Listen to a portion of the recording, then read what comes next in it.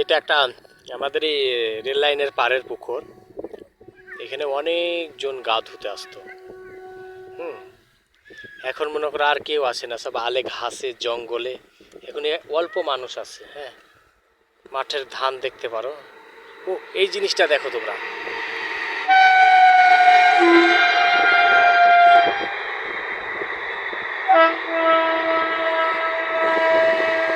Train এখন তোমার চলে গেল বহরমপুরের দিকে। হ্যাঁ।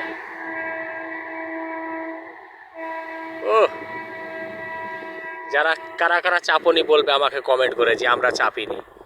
হ্যাঁ, আর ধান তো তোমার মাঠে মনে করো অনেক সুন্দর হয়ে গেল, দেখো সেই লাগছে।